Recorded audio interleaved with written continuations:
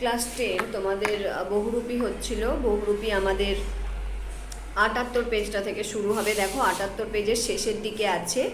বিরাগী হাসছেন, বলছেন আমার বুকের ভেতরেই যে সব তীর্থ, ভ্রমণ করে দেখবার তো কোনো দরকার হয় না। জগদীশবাবু বলছেন আমার অনুরোধ বিরাগীজি। তার মানে জগদীশবাবু ১০১ টাকা বিরাগীজিকে দিতে চেয়েছেন, যে যাতে করে তীর্থ করতে গিয়ে তো টাকা খরচ হয়, তো তীর্থেতে তার সেটা খরচ হবে।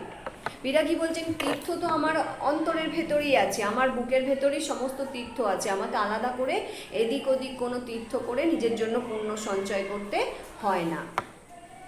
বিরাগী বলেন আমি যেমন অনায়াসে ধুলো মারিয়ে চলে যেতে পারি, তেমনি অনায়াসে সোনাও মারিয়ে চলে যেতে পারি। তোমাদের যখন বিরাগীর চরিত্র পড়বে, বিরাগীর চরিত্র বা বিরাগীর সাজ, এটা ইম্পর্টেন্ট কোশ্চেন এবারের জন্য, তাহলে হচ্ছে তোমরা কিন্তু এই লাইনটা ওই নোটসে যোগ করতে পারো, যে অনায়াসে ধুলো মারিয়ে যেমন চলে যেতে পারি, তেমন অনায়াসে সোনা মারিয়েও চলে যেতে পারি। কারণ সোনা আমার কাছে বিরাট কিছু সম্পত্তি নয়, টাকা পয়সা সোনা দানা এইসবের গুরুত্ব আমার কাছে নেই।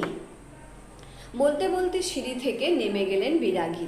১০১ টাকার থলিটা সিঁড়ির ওপরেই পড়ে রইল, সেদিকে ভুলেও একবার তাকালেন না বিরাগী। কি করছেন হরিদা, কি হলো? কই, আজ যে বলেছিলেন জবর খেলা দেখাবেন, সে কথা কি ভুলেই গেলেন?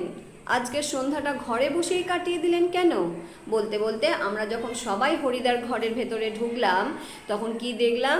হরিদার উনানের আগুন বেশ গনগনে হয়ে জ্বলছে। উনানের ওপর হাঁড়িতে চাল ফুটছে, আর একটা বিড়ি ধরিয়ে নিয়ে হরিদা চুপ করে বসে আছেন। আমাদের দেখতে পেয়েই লজ্জিতভাবে হাসলেন।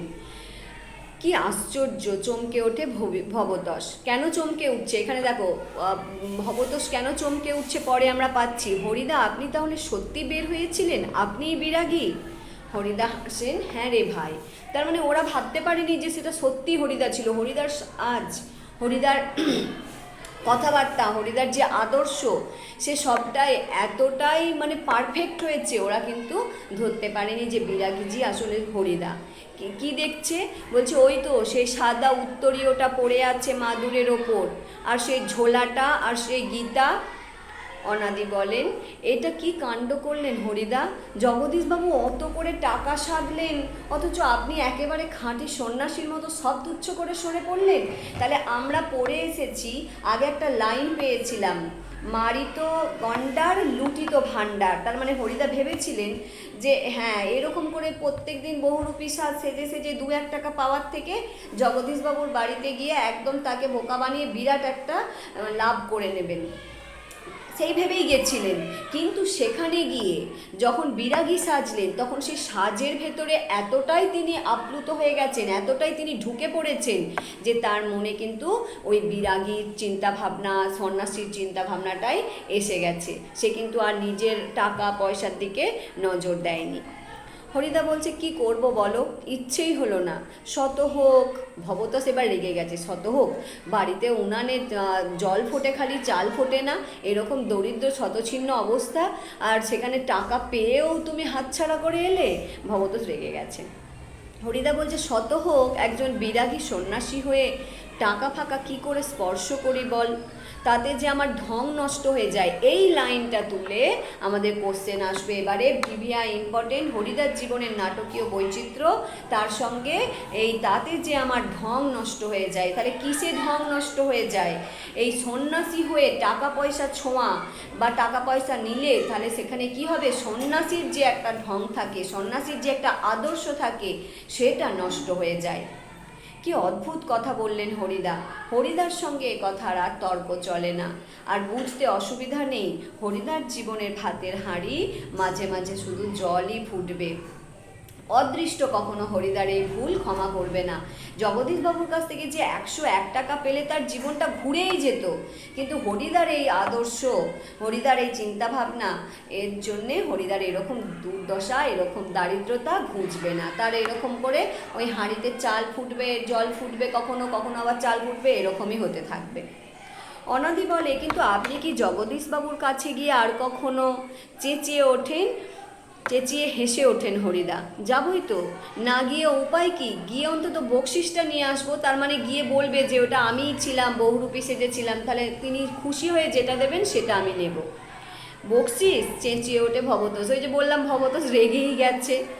সেটা তো বড় জোর 8 আনা কিংবা 10 আনা, বলছে তোমাকে 101 টাকা দিচ্ছিল, তুমি সেটাকে হেলাই রেখে দিয়ে চলে এলে, আর তোমাকে বকশিস দেবে তো 8 আনা কিংবা 10 আনা, সেই টাকা নিয়ে তুমি কি করবে, তোমার কি হবে?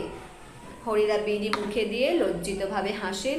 কি আর করা যাবে বল, খাঁটি মানুষ তো নই, এই বহুরূপীর জীবনে এর বেশি কি আশা করতে পারে? তাহলে কি বলছে, আমরা মানুষ হিসাবে কতটা খাঁটি হতে পারি জানি না, কিন্তু হরিদা যখন যেই সাজে থাকে তখন সেই সাজের ভেতরে একদম ঢুকে পড়েন।